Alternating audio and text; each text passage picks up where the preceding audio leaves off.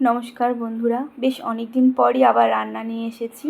মাশরুমের ঝাল ঝাল বেশ চচ্চড়ি খেতে মন হচ্ছিলো, তাই বাজার থেকে 200 গ্রাম মতো মাশরুম নিয়ে এসেছি। এটাকে ধুয়ে ভালো করে কেটে পরিষ্কার করে নেব। আর এখানে মাশরুমের জন্য আমি একটা পেস্ট বানিয়ে নেব। এখানে আমি কাঁচা লঙ্কা, রসুন, আদা নিয়েছি, সেটাকে পেস্ট বানিয়ে নেব। কড়াইয়ে সর্ষে তেল দিয়ে দিয়েছি গোটা জিরে, শুকনো লঙ্কা, তেজপাতা ফোড়ন। এটা একটু গরম করে নেব। বেশ সুন্দর যখন সুগন্ধ বেরোবে তখন আমি এর মধ্যে দিয়ে দেবো কেটে রাখা পেঁয়াজের কুচি। আমি দুজনের মতো নিয়েছি, সবটাই আমি রান্না করিনি। আমি শাশুড়ি মা যেহেতু থাকি, সেহেতু আমার আর আমার শাশুড়িমার মতো অল্প পরিমাণ একটু তৈরি করেছি। এখানে আমি পেঁয়াজটাকে ভালো করে লাল লাল করে ভেজে নেব। পেঁয়াজটাকে লাল লাল করে ভেজে নিয়েছি। এবার আমি একদিকে যে আদা, রসুন আর কাঁচা লঙ্কার পেস্টটা বানিয়ে রেখেছিলাম সেটা এখানে দিয়ে দিয়েছি। আবারও ভালো করে পেঁয়াজের সাথে নাড়িয়ে নিচ্ছি তেলের মধ্যে।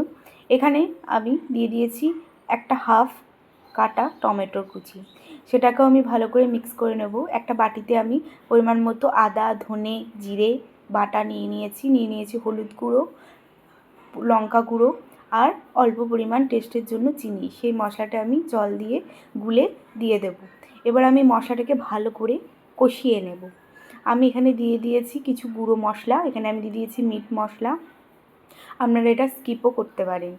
আর দিয়ে দেবো পরিমাণ মতো নুন। এবারে আমি অল্প অল্প জল দেবো আর মশলাটাকে বেশ কষিয়ে নেব। এখানে আমি কেটে ভালো করে ধুয়ে রেখেছি মাশরুমগুলো। এখানে আমার মশলাটা প্রায় কষানো হয়ে গেছে। এবার আমি মাশরুমগুলোকে দিয়ে দিলাম। এবার আচ্ছা করে মশলার সাথে আমি এটাকে ভেজে নেব। এখানে আমি কিন্তু জল লাস্টে দিয়ে ভেজেছি, আপনারা এটা পেঁয়াজের সঙ্গেও ভেজে নিতে পারেন। আমি যেহেতু এটা কষা চচ্চড়ি খাবো, সেহেতু আমি এটা মশলাটাকে আগে কষিয়ে তারপরে মাশরুমগুলোকে দিয়েছি।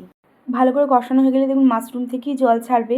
আমি এখানে কোনো বাড়তি জল ইউজ করিনি, মাশরুম থেকেই জল বেরিয়েছে। সেটাকে ভালো করে কষিয়ে নেব। দেখুন এইভাবে ঠিক ভাজা ভাজা করে নিয়েছি আর আমার মাশরুমগুলো একদম সিদ্ধ হয়ে গেছে। এবার আমি এটাকে নামিয়ে নেব অল্প গরম মশলা গুঁড়ো দিয়ে। আমি এখানে গরম মশলা গুঁড়োটা দিতে ভুলে গেছি, আপনারা অবশ্যই এটা দেবেন। তৈরি হয়ে গেছে একদম লাল লাল ঝাল ঝাল মাশরুম চচ্চড়ি। বাড়িতে অবশ্যই এটা তৈরি করবেন আর নিচে কমেন্ট করে জানাবেন কেমন হয়েছিল। যে কোনো মাংসকে হার মানাবে এর স্বাদ। অবশ্যই বাড়িতে তৈরি করবেন। ভিডিওটি ভালো লাগলে লাইক শেয়ার করে দেবেন। ভালো থাকবেন, সুস্থ থাকবেন। নমস্কার।